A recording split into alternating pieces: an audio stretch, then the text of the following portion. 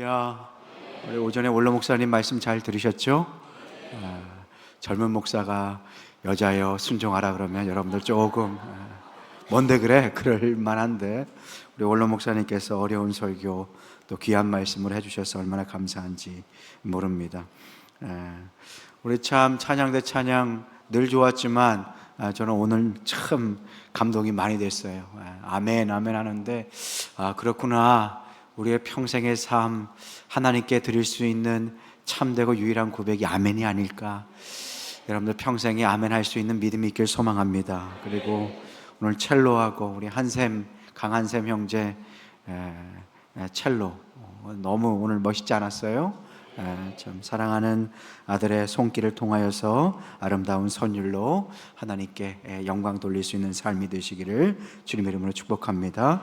우리 서은 자매도 수고 많으셨고 이러다 보니까 다 해야 되면 시간이 끝이 없으니까 우리 행복한 사람들의 축제할 때 우리 솔리스트들이 찬양을 했는데 말씀이 은혜가 된다라는 말보다 찬양이 너무 좋다.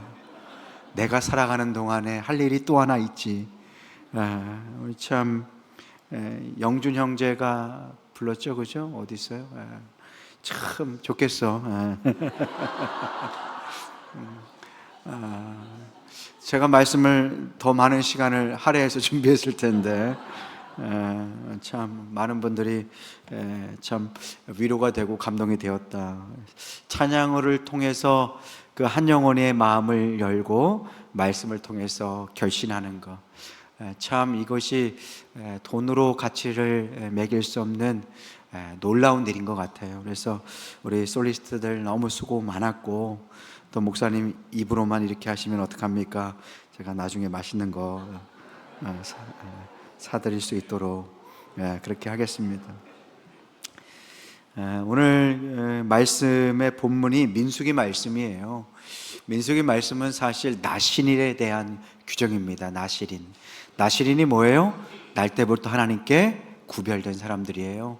이 구별된 사람들이 하나님께 어떻게 평생의 삶을 드릴까, 어떻게 예배를 드릴까에 대한 말씀입니다.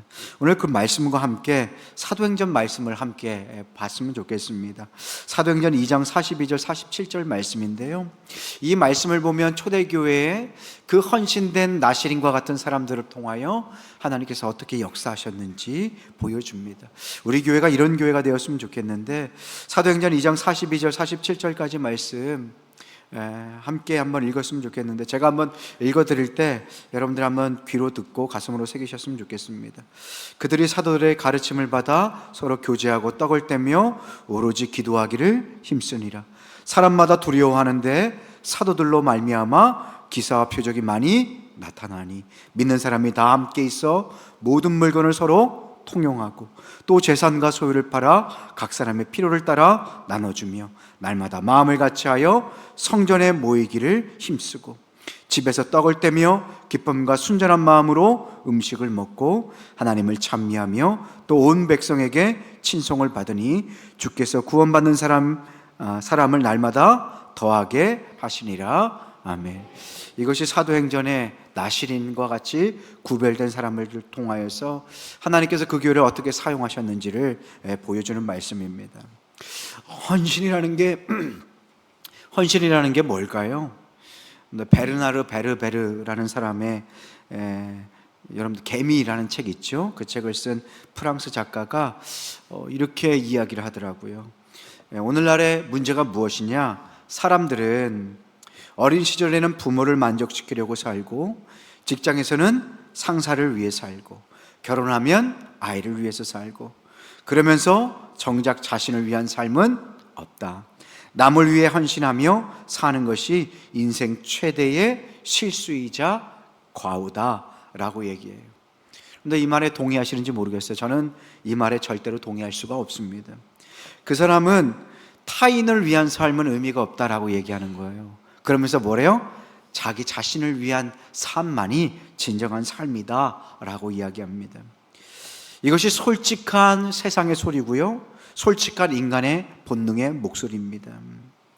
근데 문제는 교회 안에서도 이러한 논리가 들어와 있다라는 거예요.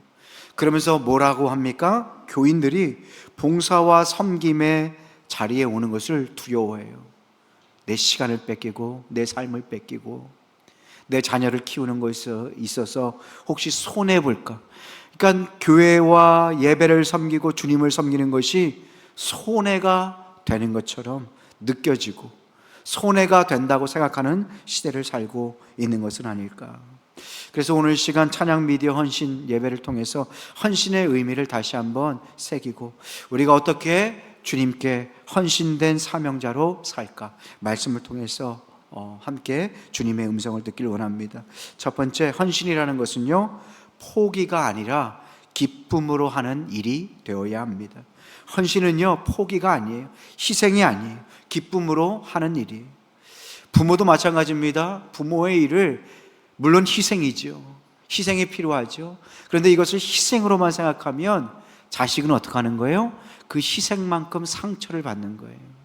부모는 그렇게 희생했다고 생각하는 것만큼 반대급부를 요구하는 병든 사랑이 되는 거예요. 참된 부모의 사랑은 희생이 아니라 기쁨이 되어야 합니다. 내가 너를 키우면서 이렇게 기뻤어.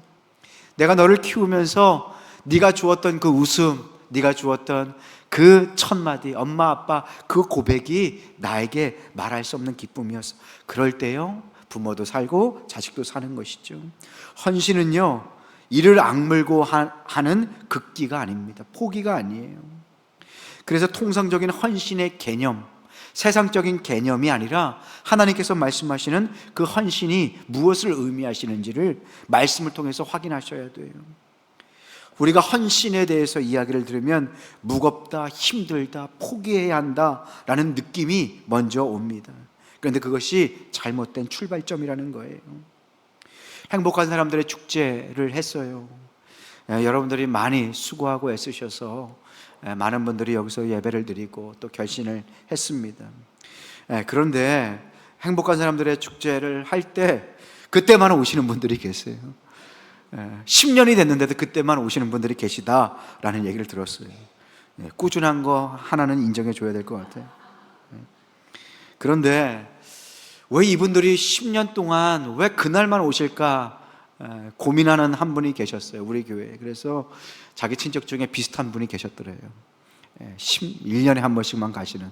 그거를 이제 거의 10년이 넘도록. 그래서 물어봤대요. 왜 그러냐?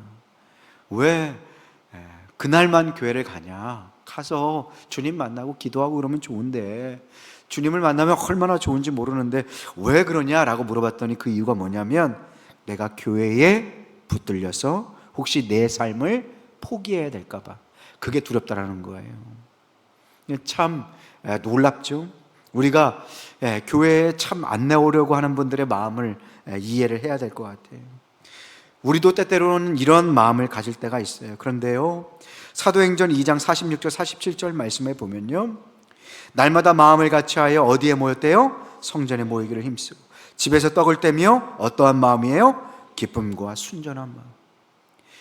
우리가 하는 주님을 섬기는 그 섬김이요 우리의 헌신이 희생과 어떠한 극기 이를 악물고 하는 일이 되어서는 안 돼요. 그것은 참된 헌신과 사랑이 아니에요. 오늘 하나님께서 원하시는 마음을 뭐예요? 기쁨과 순전한 마음. 그러니까 헌신이 뭐가 되어야 돼요? 기쁨이 되어야 되는 것입니다. 초대교회에 놀라운 부흥의 역사, 영혼의 역사가 영원히 살아나는 그런 교회가 되었어요. 그런데 그 교회의 가장 큰 감정이 뭐예요? 기쁨이에요. 기쁨. 그러니까 헌신은 어떤 자만 할 수 있어요? 구원받은 기쁨과 감격이 있는 자. 구원받은 기쁨과 감격이 있는 자만이 하나님께 헌신할 수 있는 것입니다. 그래서 사도행전 2장 42절 말씀에 보면요 그들이 사도의 가르침을 받았어요. 그리고 서로 교제하고 떡을 떼며 오로지 어떻게 해요? 오로지 기도하기를 어떻게 했대요? 힘썼다. 이 힘썼다라는 단어가 devoted라는 단어예요. devote. 이게 뭐냐면 헌신했다라는 거예요. 그들이 뭐에 헌신했어요? 사도의 가르침을 받고 서로 교제하고 떡을 떼고 기도하는 데에 어떻게 했어요? 힘썼다. 헌신했다라는 거예요. 왜요? 구원의 기쁨과 감격이 있기 때문에. 내가 구원받은 기쁨, 나를 사랑하는 예수님의 그 십자가의 사랑, 감격이 되고 감동이 되고, 그리고 그 기쁨으로 함께 모여서 주님을 예배하는 것이, 헌신하는 것이 뭐가 된 거예요? 기쁨이 된 것입니다. 우리 사랑하는 찬양대, 우리 승현교회 성도 여러분, 모두는 주님을 섬기는 것이 기쁨이 되시기를 주님 이름으로 축복합니다. 가장 귀한 그 주님, 그 주님께서 피값으로 세우신 이 교회를 세우는 것이 기쁨이 되는 일이야말로 가장 복된 일인 것임을 기억할 수 있기를 소망합니다. 그래서 오로지 기도하기를 힘쓰니라, 헌신했다, 마음을 바쳤다, 완전히 디보트, 완전히 마음을 들였다는 거예요. 이 말씀 준비하면서 그래서 이 찬양이 떠올랐어요. 주님 뜻대로 살기로 했네, 주님 뜻대로 살기로 했네, 주님 뜻대로 살기로 했네, 뒤돌아서지 않겠네. 뒤돌아서실 거예요? 안 서실 거예요? 뒤돌아서지 않겠다. 세상 등지고 십자가 보내, 세상 등지고 십자가 보내, 세상 등지고 십자가 보내, 뒤돌아서지 않겠네. 세상 등지고 십자가 바라보며 마음껏 헌신할 수 있는 여러분 되시길 소망합니다. 그 청년 바보 의사라는 책을 쓴 안수연 씨가 있어요. 33살에 그렇게 소천을 했더라고요. 그런데 그 사람이 33년 짧은 인생을 살면서 얼마나 기쁘고 얼마나 매일매일 감동이 있는 삶을 살았는지 몰라요. 그 사람의 모토가 뭐냐면, 하나님께서 내게 보내주시는 환자를 내게 오신 예수님으로 생각하면서 진료했다는 거예요. 그래서 냄새가 나고 돈이 없어도 그 환자를 돌려보낼 수 있어요? 없어요? 없어요. 그런데 그 환자가 예수님처럼 섬기니까 그 마음에 기쁨이 되는 거예요. 나를 위해서 피 흘리시고 구원하신 예수님, 내가 어떻게 섬길까? 그 예수님이, 여러분들도 그런 생각하지 않으셨어요? 그 예수님이 내 곁에 오신다면, 내가 제자들처럼 예수님이 내 곁에 계신다면 내가 뭐든지 할 텐데. 여러분들은 그런 마음 안 가지셨습니까? 가끔 그럴 때 있잖아요. 막 성령 충만할 때. 저만 그런 게 아니잖아요. 여러분들도 그러시잖아요. 그런데 그런 사람들을 보내주세요. 어떠한 모습으로요? 가장 낮고 초라한 모습.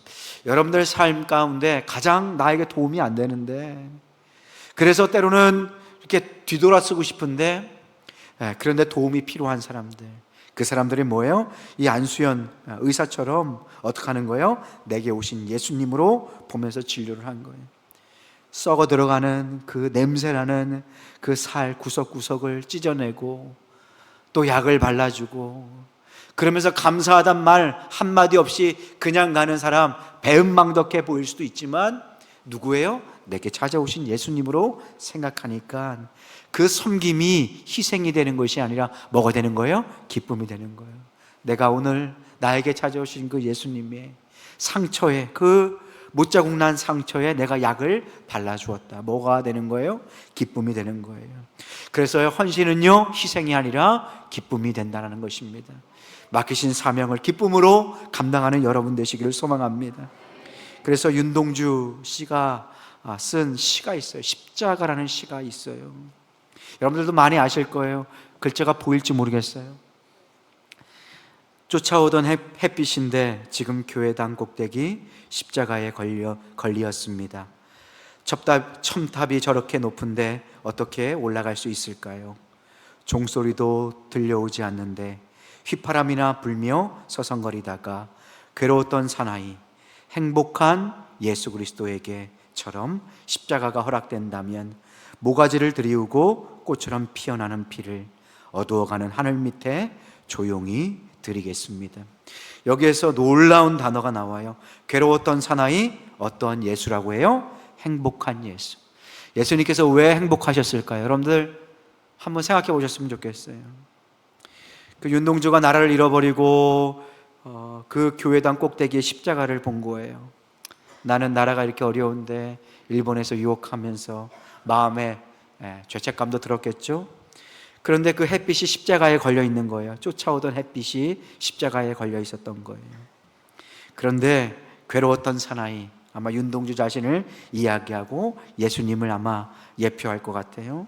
괴로웠던 사나이, 그런데 행복한 예수 그리스도에게처럼 십자가가 허락된다면 모가지를 들이우고 꽃처럼 피어나는 그 피를 어두워가는 하늘 밑에 조용히 드리겠습니다. 여러분들, 예수님, 십자가에 달린 예수님을 어떤 감정으로 표현했어요? 행복한 예수님. 여러분들, 예수님께서 왜 행복하셨을 것 같아요? 왜 윤동주 씨는 행복하다고 표현을 했을까요?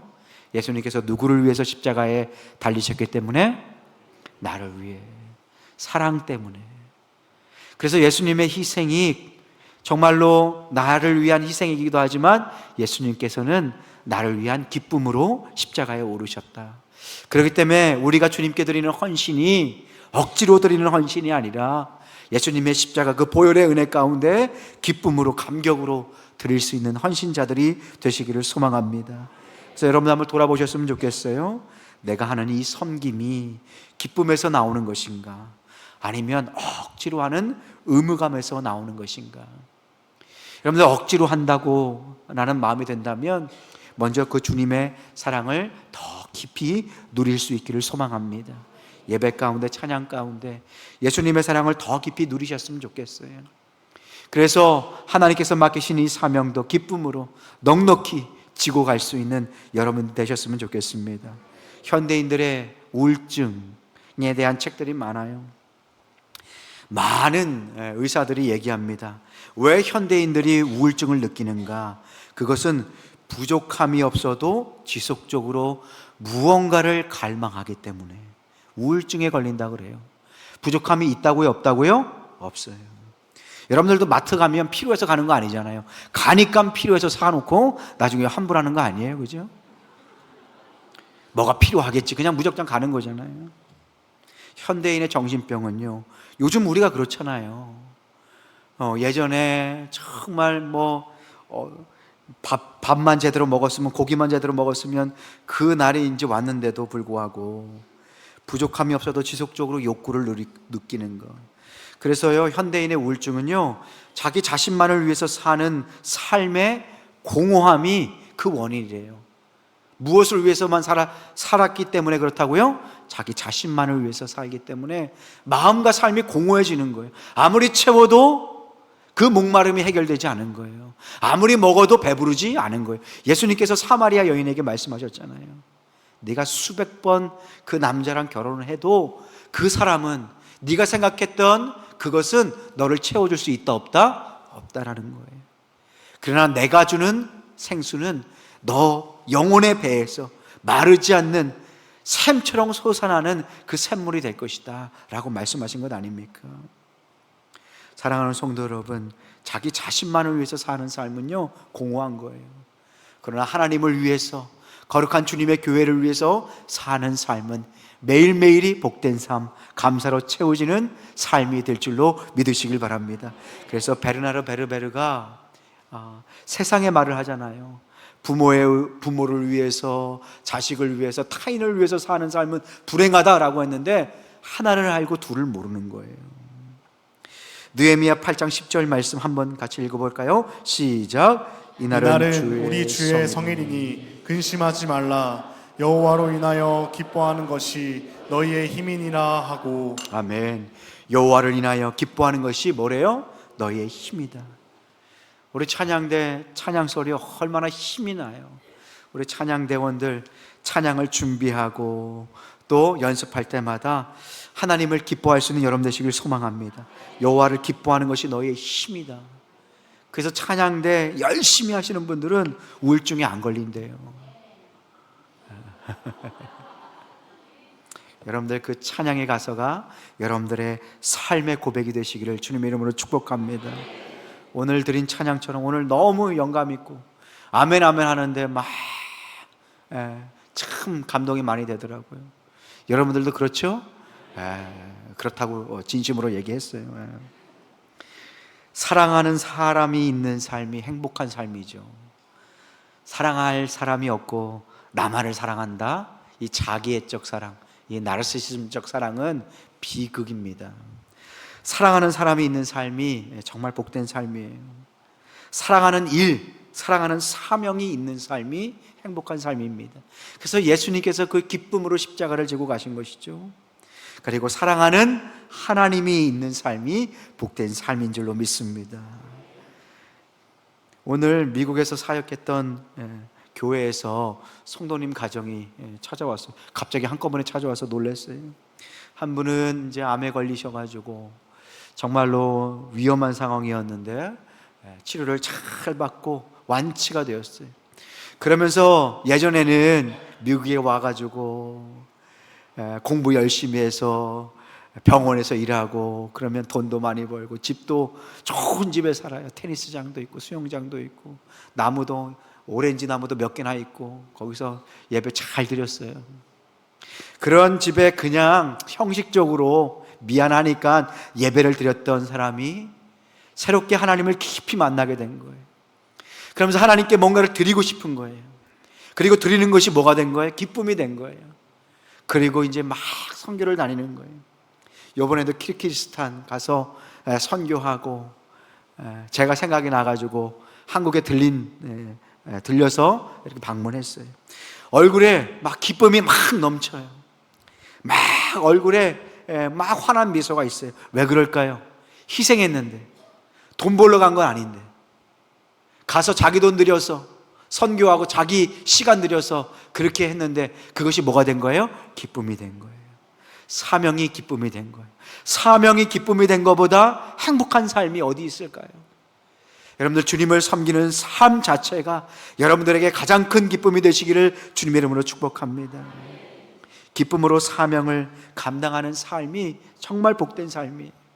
이 땅에서도 하나님의 영광을 누리지만 훗날 저 천국에서도 하나님께서 얼마나 큰 상을 주실까요? 그들에게는 사명이 고역이 아니라 기쁨이 되는 거예요. 우리의 인생의 날수가 많지 않습니다. 다시 한번 말씀드립니다. 우리의 인생의 날수가 그렇게 많은 것이 아니에요. 전 존재를 들여도 아까운 우리의 인생, 여러분들의 짧은 삶 한번 되돌아보세요. 얼마나 남았을까? 살아온 날보다, 그죠? 살 날이 더 훨씬 짧잖아요. 그죠? 이 남은 날들을 하나님께 온전히 드릴 수 있는 여러분 되시길 소망합니다. 헌신은 기쁨입니다. 두 번째, 헌신은요, 내가 사라지는 것입니다. 너무 앞서갔어요. 빨리 끝내려고 하지 말고. 헌신은 강제로 일찍 끝내려고 그러네. 여러분들하고 마음이 통한 것 같아요. 저 방송실이. 헌신은 뭐예요? 내가 사라지는 거예요. 내가 사라지는 거. 내가 사라지면 누구만 남을까요? 하나님이 남는 거예요. 우리 승현교회는 내가 살아있는 교회가 아니라 주님이 주인 되시는 교회가 될 줄로 믿습니다. 그래서 제일 중요한 게 무엇이냐면 세례 요한이요. 세례 요한이 예수님보다 앞서서 사역을 시작했어요. 그런데 예수님께서 오시자 세례 요한이 뭐라고 했어요? 그는 흥하여야겠고 나는 어떻게 해요? 쇠하여 하리라. 교회는요, 이런 세례 요한 같은 헌신자들이 모여야 합니다. 때로는 열심히 한 사람 때문에 교회가 무너지는 것을 봅니다. 왜요? 자기가 했던 자기의, 자기 노력, 자기 애씀이 사라지지 않고 거기에 남아있기 때문에 그래요. 사라져야 예수님이 드러나시는데 사라지지 않으니까 뭐예요? 헌신이 되지 않고 거치는 돌이 되는 거예요. 세례 요한은 자기 자신이 드러나지 않았어요. 자기가 사라져야 예수님이 드러난다는 사실을 알았습니다. 여러분들 기억하셨으면 좋겠어요. 나는 열심히 하고 눈물을 흘려서 정말 내 삶을 드린 뒤에 온전히 주님만 남도록 사라질 수 있는 마음이 있는가? 여러분들의 동기를 살펴보셔야 돼요. 나를 위해서 하는 일인가? 아니면 정말 주님을 위해서 하는 일인가? 여러분들 우리 찬양대 찬양 너무 좋잖아요. 그런데 아름다운 찬양은 언제 이렇게 드러나게 되나요? 나의 목소리가 아니라 우리의 목소리가 될 때, 누구 한 사람의 목소리가 도드라져 이렇게 들리는 것이 아니라 마치 한 목소리인데 그 목소리, 서로 다른 목소리가 하나가 되어서 말할 수 없는 그 아름다운 그 멜로디로 찬양이 될 때 영혼을 울리는 것 아닙니까? 여러분들 나의 목소리가 아니라 우리의 목소리로 우리 예수님의 사랑과 십자가만 남을 수 있는 교회가 되시기를 소망합니다. 목사님, 내가 봉사했는데 내가 사라진다고요? 절대 그럴 수 없어요 라고 하시는 분들이 계시다면 세례 요한이 하는 말씀을 한번 들으셨으면 좋겠어요. 세례 요한이 어떻게 얘기하냐? 요한복음 3장 29절 30절 말씀이, 신부를 취하는 자는 신랑이나 신랑의 음성을 듣는 친구가 크게 기뻐하나니 나는 이러한 기쁨으로 충만하도다. 그러니까 무엇을 얘기하냐면요, 그러니까 예수님께서 신랑이 되시고 그 신랑의 친구가 세례 요한이라는 거예요. 그러니까 결혼하는, 그러니까 예수님의 자녀들과 예수님과 결혼한다 그렇잖아요. 우리는 주님의 신부잖아요. 그러니까 예수님께서 기뻐하시는 그 일인데 세례 요한은 자기가 뭐라 그러는 거예요? 신랑의 친구다. 그런데 결혼하는 것은 신랑이지만 신랑의 친구도 그 신랑 때문에 어떻게 하는 거예요? 기뻐한다. 그러니까 신랑의 친구는 싹 사라지고 누구만 남는 거예요? 신랑만 남는 거예요. 그러면서 했던 말이, 그는 흥하여야겠고 나는 쇠하여야 하리라 라고 고백한 것입니다. 여러분들, 우리가 열심히 주님의 교회를 잘 섬기고요, 우리가 깨끗하게 사라지는 것을 기쁨으로 여길 수 있는 여러분 되시길 소망합니다. 오직 예수님만 드러나도록, 오직 예수님만 영광을 받으시도록, 내가 아니라 예수님께서 선명하게 보이실 수 있도록 여러분들 예수님께서만 영광 받으시는 여러분들의 헌신이 되시기를 소망합니다. 건강한 교회는요, 나의 의가 아니라 오직 예수님만 드러나시는 교회입니다. 오직 예수님만 드러나기 위하여 함께 달려가는 교회가 건강한 교회가 되는 것입니다. 여러분들, 그래서 기쁨으로, 우리가 서로가 기쁨으로 일할 수 있도록 여러분들 서로를 세워주시는 여러분들 되셨으면 좋겠어요. 헌신은요, 내가 사라지는 것입니다. 나는 흔적도 없이 사라져서 예수님만 남도록 해야 합니다. 세 번째, 이제 나와야 합니다. 세 번째, 내 뜻만 고집하는 열정이 헌신이 아니에요. 헌신은요, 내 뜻이 아니라 누구의 뜻을 이루어야 합니까? 예수님의 뜻, 말씀을 이루어 하는 것입니다. 여기서 중요한 것은 헌신이라고 부를 때 때로는 우리의 욕망을 하나님의 이름으로 포장할 때가 있어요. 나의 욕망을 예수님의 영광으로 포장할 때가 있다는 거예요. 제가 이제 총신대학교를 들어갔어요. 총신대학교 들어가면, 이제 대학교 들어가면 뭘 해요? 대학교를 다 안 들어가죠. 갈 필요 뭐가 있어요? 예수님만 잘 믿으면 되지, 그죠? 제가 잠깐 갔다 왔는데 대학교 가면 이제 오리엔테이션을 하더라고요.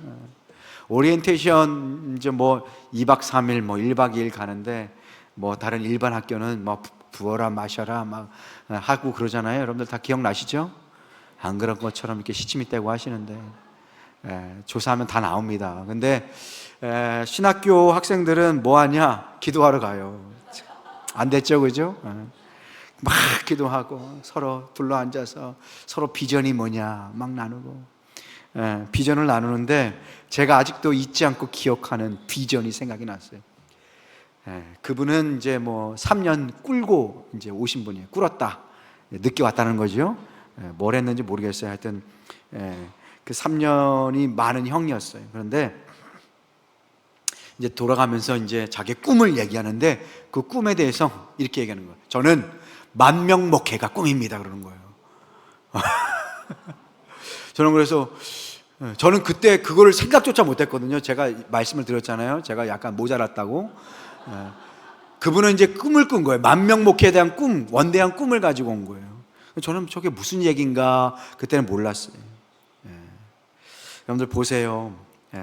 그분께서 이제 요번에 이제 교회에 이제 가는데 10,000명은 안 되더라고요. 10,000명은 안 되고 하나님께서 필요한 곳에 보내신 것 같아요. 그러니까 우리가 때때로 나의 야망, 나의 욕심, 이것을 하나님의 이름으로 포장할 때가 있어요. 하나님, 내가 잘 살아야 하나님의 영광이 드러납니다. 그건 누구의 생각이에요? 잘 아시네요. 내 생각이, 하나님의 생각이 아니에요. 하나님은 온전히 주님을 섬길 수 있는 사람을 하나님의 때에 높여주시고 필요한 만큼 은혜를 주시고 부어주시고 그리고 사용하시는 하나님이신 줄로 믿습니다. 어떤 사람들은요, 너의 하나님은 없고 나의 하나님만 있는 사람이 있어요. 이게 누구냐? 내가 기도하다 보니까 하나님에 대해서 하나님이 너에 대해서 이렇게 얘기했어. 내가 기도하다 보니까 너에 대해서 하나님께서 이렇게 얘기하시더라. 여러분들 그것을 누구라고 하냐? 예수 무당이라고 하는 거예요. 예수님을 무당처럼 섬기는 사람. 뭡니까? 내가 기도해 보니까 네가 알고 있는 그 사람 있잖아. 그 사람 별로 안 좋은 사람이야. 헤어져야 돼. 제 친구 중에도 그런 친구가 있어요. 여자친구를 얼마나, 옛날 얘기 많이 나오네요. 여러분들 졸리실까 봐. 여자친구를 얼마나 아끼는지 여기서 창동까지 늘 바라다 줬어요. 저는 그래서 한심한 눈으로 쳐다봤죠. 이 인간아, 하나님을 그렇게 섬겨야지.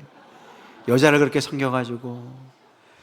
그런데 지금 목회 잘하고 있어요. 그렇게 막 얼마나 뜨겁게 하는지 그 창동, 여러분들 아시죠? 거기서 뭐 1시간 반 정도 거리까지 가요. 맨날 늦게 기숙사에 들어오는 거예요.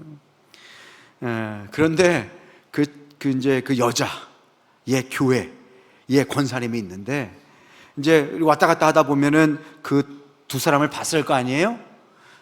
이제 그 커플, 그죠? 제 친구는 남자니까 또 여자 이렇게 해서. 근데 그 여자가 다니는 교회에 어떤 권사님이 그 제 친구 목사를 보더니 그렇게 했다는 거예요. 저 사람은 거짓의 영이 가득하다고.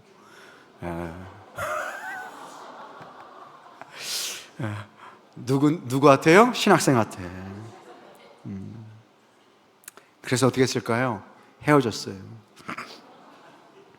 헤어져서 그 둘의 역사를 알잖아요. 그 거짓의 영이 가득한 목사는 지금 목회 잘하고 있어요. 그런데 그 거짓의 영이라고 들었던 그 여자는 학원 운영하는 일반 사람이랑 결혼해가지고 사역도 안 하고 그렇게 있더라고요. 뭐 그게 잘못했다는 것이 아니라, 여러분 뭐예요? 여기서 중요한 것은 헌신은 내 뜻만 고집하는 거짓된 열정이 아니라는 거예요. 중요한 것은 헌신은 누구의 뜻대로 해야 된다는 것입니까? 예수님의 뜻, 하나님의 뜻대로 하는 것입니다. 그래서 나의 고집을 꺾는 것이 뭐예요? 헌신이에요. 교회 일을 하다 보면 내 고집이 세워질 때가 있어요. 이렇게 하면 좋겠다. 근데 내 고집을 끝까지 내 고집대로 밀고 나가면 나도 죽고 주변에 있는 사람도 죽는 거예요. 하나님께 내 고집을 꺾을 수 있는 여러분 되시길 소망합니다. 돌아가더라도요, 내 고집이 아니라 우리의 서로의 마음이 하나가 되는 교회가 되어야 될 줄로 믿습니다. 그래서 10계명의 제3계명이 뭐예요? 내 이름을 망령되이 일컫지 말라, 부르지 말라. 이것이 무슨 뜻이냐면 네 뜻을 내 뜻이라고 섞어서 그렇게 하나님의 뜻이라고 속이지 말라라는 거예요. 내가 기도해 보니까 너에 대해서 이렇게 얘기했다. 내가 기도해 보니까 그 사람 별로 안 좋은 영이니까 헤어져야 된다. 이런 거 하지 말라는 거예요. 더 중요한 것이 있어요. 내 뜻만 고집해서는 안 되는 이유가 무엇입니까? 사도행전 2장 44절 45절 말씀이에요. 믿는 사람이 다 함께 있어 모든 물건을 서로 통용하고 재산과 소유를 팔아, 여기서 중요한 말씀이 나옵니다. 각 사람의 무엇을 따라요? 필요를 따라서. 헌신을 할 때요, 내 필요가 아니라 누구의 필요예요? 각 사람의 필요를 따라서요. 각 사람의 필요가 다 틀려요. 그러니까 내 생각대로, 내 뜻대로, 내 고집대로 섬기면 교회가 그때부터 망가지기 시작하는 거예요. 여러분, 기도할 때 하나님께서 어떻게 하세요? 내 고집을 꺾으시잖아요. 다 경험하시지 않으셨어요? 내가 이거 응답받으려고 하나님 앞에 막 부르짖어요. 한참 부르짖다 보면 하나님께서 내 고집을 어떻게 해요? 꺾으세요. 그리고 나중에 어떻게 해요? 울면서 기도하시잖아요. 알겠어요, 하나님. 안 하면 될 거 아니에요. 그렇게 하고서 기도 많이 하시잖아요. 여기서 각 사람의 필요를 따라라는 것은요, 내 고집이 아니라 교회의 다른 성도의 마음을 헤아리는 교회. 그러니까 헌신은요, 내 뜻과 내 고집을 관철시키는 것이 아니에요. 필요를 따라 내가 주고 싶은 것이 아니라 상대의 필요에 맞게 섬기는 것입니다. 교회에서도 마찬가지예요. 우리가 누군가의 영혼을 살리기 위해서는 내 뜻과 고집이 아니라 그 상대방의 위치와 환경과 그 마음의 상태를 기도로 잘 살펴야 하는 거예요.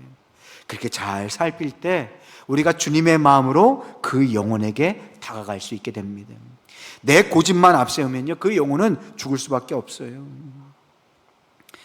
인도 선교학에 이런 책이 있다 그래요. 인도 선교학을 쓴 어떤 교수님의 책에 원숭이와 물고기 우화예요. 원숭이와 물고기가 친구가 되었다 그래요. 그러니까 우화니까 그냥 그렇다고 들으세요. 원숭이하고 물고기가 친구가 됐는데 갑자기 홍수가 났어요. 그러니까 원숭이가 갑자기 생각이 난 거예요. 자기 친구 물고기가 생각이 난 거예요. 홍수가 되면 죽을 텐데. 그래서 밑에 목숨을 걸고 내려가가지고 물고기를 건져 올렸어요. 야, 살렸다. 그리고 한참 있으니까 물고기가 어떻게 했어요? 어떻게 그렇게 잘하세요? 죽었어요.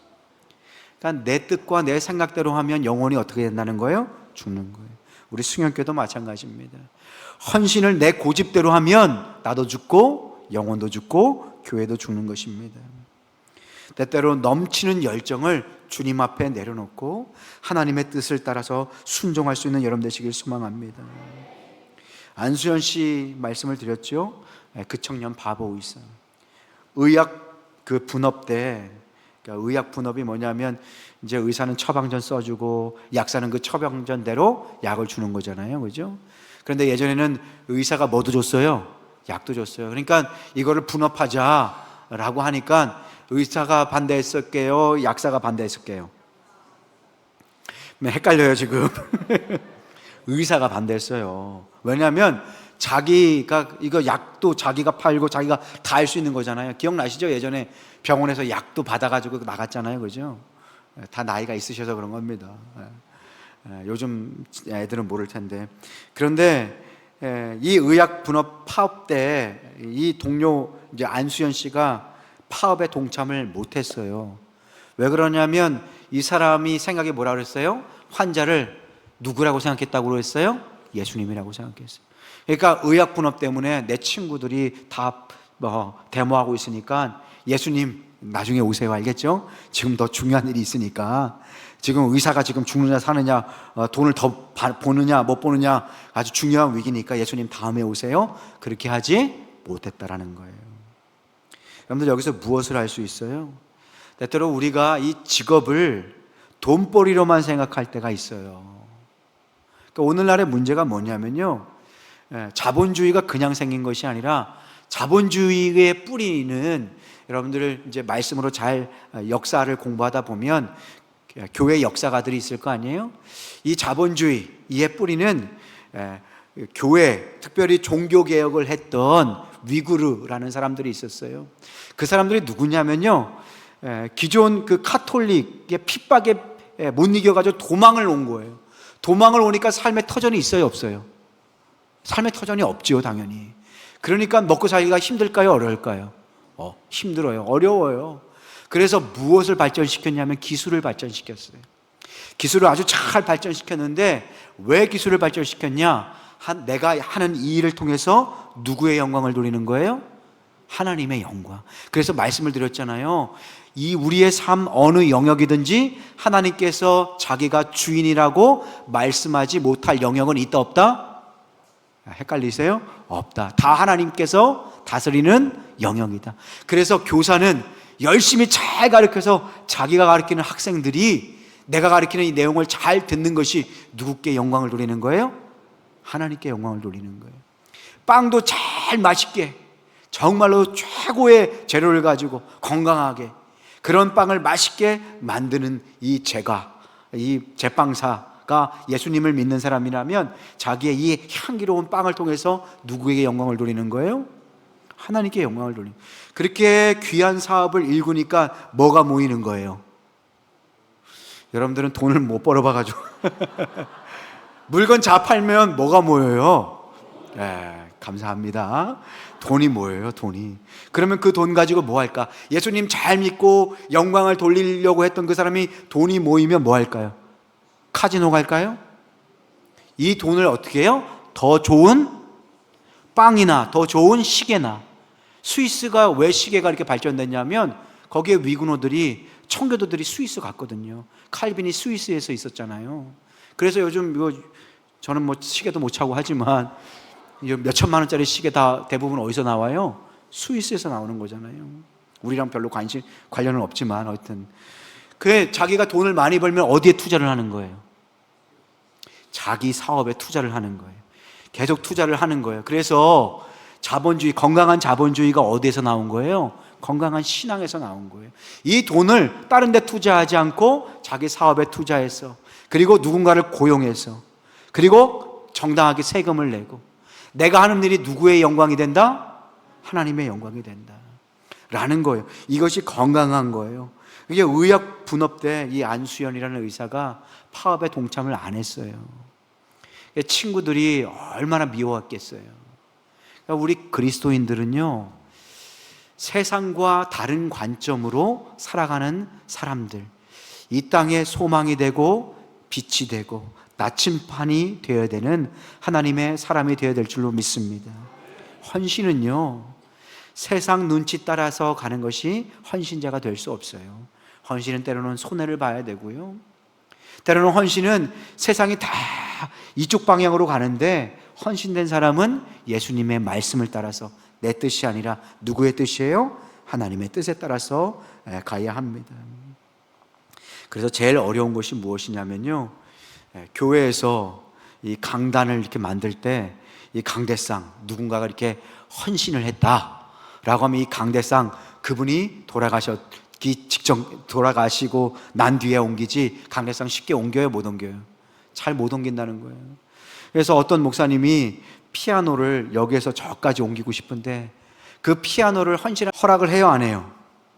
안 해요. 우리 김학기 목사님은 그냥 하셨겠지만 다른 교회는 잘 못한단 말이에요. 그래서 어떤 목사님이 일주일에 1cm씩 옮겼대요. 일주일에 1cm. 이게 뭐가 문제예요? 여러분들 다 아시죠? 내가 헌신했는데 누가 감히 이걸 건드려? 그런데 그렇게 시작되면요, 그 교회는 점점 예수님이 주인이 아니라 누가 주인이 되는 거예요? 내가 주인이 되는 거예요. 내가 세운 교회가 되는 것입니다. 우리 승용교회는 오직 주님만 주인 되시는 교회, 우리가 오직 주님의 영광을 위해서 함께 뛰어가는 교회, 함께 뛰어갈 때 기쁨을 누리는 교회가 되시기를 주님의 이름으로 축복합니다. 우리 마지막으로요, 헌신은요, 열매가 맺혀지는 것은 하나님의 때인 것을 기억하셔야 돼요. 행복한 사람들의 축제, 우리가 봄에만 하는 것이 아니라 이제 가을에도 해야 되겠다 라고 생각이 들었어요. 왜냐? 야, 요것만 참으면 돼. 조금만 참어. 야, 5월만 지나면 다 끝나는 거야 이제 라고 생각하셔서 한 번만 모시고 오고 그 다음에 열매가 안 맺혀지는 경우가 너무 많아요. 우리 노회에 가까운 한성교회 아시는지 모르겠어요. 한성교회가 뭐 위치도 별로 안 좋아요. 물론 뭐 유명한 찬양 사역자가 있어서 청년이 많이 늘었다고 하는데, 거기는요 1년 내내 교회의 모든 행사의 중심에 뭐가 있냐면 전도가 있어요. 그러니까 전도하지 않으면 취급을 못 받는 거예요. 그러니까 전도하지 않으면 살 수가 없는 교회. 전도를 누가 가장 기뻐할까요? 대답을 이제 슬슬 안 하시는 거 봐. 이제 끝이 딱 보이죠?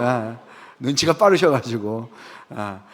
전도하는 거 누가 가장 기뻐하실까요? 예수님이 기뻐하시죠. 예수님께서 찾으시는 그 아들, 잃어버리신 자녀들이 많잖아요, 그죠? 우리가 말씀을 통해서 들었잖아요. 전도는 가장 하나님께서 기뻐하시는 일이에요. 그러면 하나님의 뜻을 따라서 순종하는 우리 일꾼들은 누구를 기쁘시게 하는 분들이 되셔야 돼요? 하나님을 기쁘시게 해야죠. 그럼 여러분들 뭐 하셔야 되겠어요? 답이 나왔죠. 전도하셔야 되잖아요. 그래서 우리가 때로는 전도하는 게 힘들어요. 왜 힘들까요? 열매가 잘 안 맺혀지기 때문에 그래요.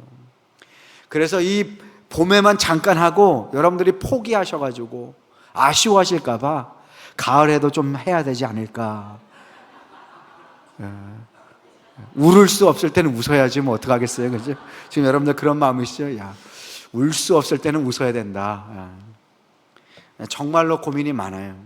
그냥 여름에 한 5주 이렇게 짧게 하고 이 정말 교회의 본질인 이 영혼 구원의 사명 그냥 후반기 때 아무 일도 없이 지나가야 되는가 걱정이 많아요. 물론 우리 모교 전도대 얼마나 열심히 하시는지 몰라요.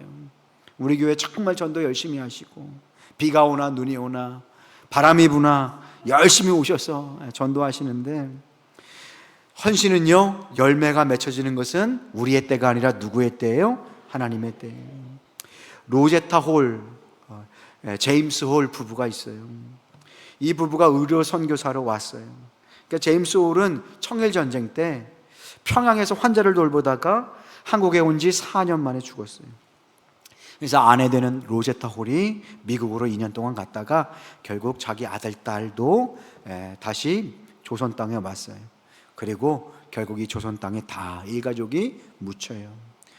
그런데 우리가 이렇게 헌신된 이 제임스 홀, 로제타 홀 부부를 볼 때 그 당시에는 열매가 안 맺혀지는 것 같아요. 자기들이 죽을 때는 조선이 전혀 변하지 않았어요. 그런데 그들의 헌신이 실패가 아니라는 증거가 어디 있어요? 오늘 우리가 드리는 예배가 그들이 헌신이 실패가 아니라는 것을 보여주는 것입니다. 오늘 짧게 이 영상을 보고 이 로제타 홀이 이화여대 그리고 병원을 만들었어요. 그리고 고려대학교 전신인 그 로제타 홀이 이 고려대학교 의대의 전신이라고 합니다. 잠깐 영상을 보면서 이들이 어떻게 헌신했는지 한번 봤으면 좋겠어요. 청일 전쟁의 분수령이었던 평양 전투. 제임스 홀은 자신의 몸을 돌볼 틈도 없이 부상당한 환자들을 치료하며 복음을 전했습니다. 그의 마지막 죽음의 순간도 로제타의 일기 속에 남아 있습니다.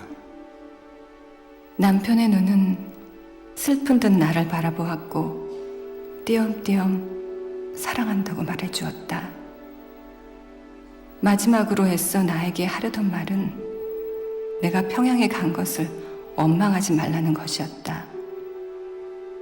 제임스는 말했다. 나는 주님을 위해 기꺼이 평양에 갔고 그분께서 그 뜻을 다 헤아려 주실 거라고. 혹시 울음소리가 들릴까 싶어 안간힘을 쓰며 울음을 참아야 했다. 그러나 아무리 애를 써도 베개는 눈물로 젖었고 한 번도 하지 않았던 애원의 기도가 터져나왔다. 사랑하는 남편을 데려가지 말라고.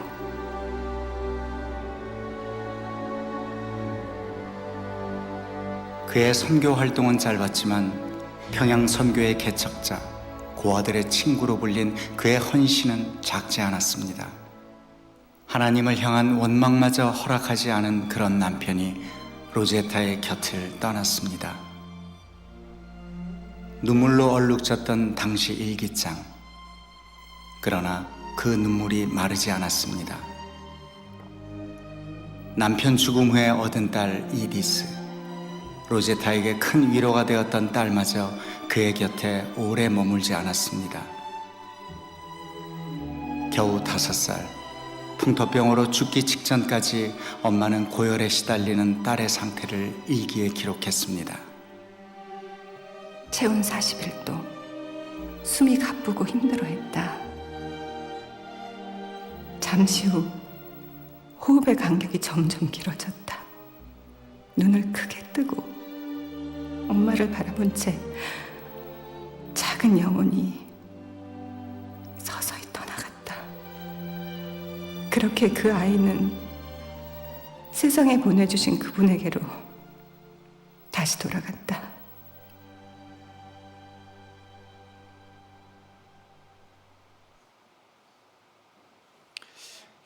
이렇게 자식이 죽고 결국 그의 저 딸은 일찍 죽고 아들과 딸이 이제 미국에 갔다가 다시 왔는데 그들이 선교의 마지막에는 아무것도 보이지 않았어요. 그런데 그 열매는 나중에 누가 주세요? 하나님께서 주시고, 우리가 이 땅에서 흘리는 눈물과 땀, 헌신이 우리가 볼 때는 아무것도 아닌 것 같고 때로는 이것이 어떤 의미가 있을까라고 흔들릴 때가 있어요. 그런데 그것을 하나님의 관점으로 보셨으면 좋겠습니다. 연약하고 부족하지만 내가 하나님의 뜻대로 기쁨으로 섬기는 그 헌신을 통하여 하나님은 지금도 이 세상 가운데 하나님의 뜻과 영광을 드러내시는 줄로 믿습니다. 하나님께서 그리고 결코 상을 잊지 않으신다 말씀하십니다. 우리 모두 하나님께서 그 주시는 상을 기대하고 바라보셨으면 좋겠어요. 이 세상의 가치와 기준이 아니라 하늘의 기준을 가지고 끝까지 헌신할 수 있는 여러분 되시길 소망합니다. 헌신이 기쁨이 되셨으면 좋겠습니다. 여러분, 주님을 섬기는 것에 후회가 없는, 그리고 하나님을 섬기는 것이 기쁨이 되셨으면 좋겠어요. 기쁨이 되기 위해선 내가 섬기는 하나님이 어떤 분이신지를 늘 잊지 않으셔야 합니다. 그리고 내가 하는 이 사역이 누구를 위한 일인지도 늘 기억하셔야 돼요. 나를 구원하신 창조주 하나님, 나를 위해서 자기 생명을 주신 나의 구세주 하나님을 위해서 드리는 헌신이니 여러분들 매일매일 기쁨으로 찬양하며 예배를 준비하는 여러분 되시길 소망합니다. 나는 사라지고 예수님만 남으셔야 합니다. 내가 사라지는 것을 영광으로 생각하십시오. 왜요? 그 자리에 누가 계시기 때문에? 예수님이 계시기 때문에. 내 뜻이 아니라, 내 고집이 아니라 하나님의 뜻으로 우리 교회가 세워질 수 있기를 위하여 기도하시길 원합니다. 뿐만 아니라 우리의 수고의 열매는 하나님께서 하나님의 때에 맺게 하여 주십니다. 포기하지 않고 끝까지 충성할 때에 하나님의 때에 아름답게 열매 맺게 하여 주실 줄로 믿습니다. 기도하겠습니다. 하나님,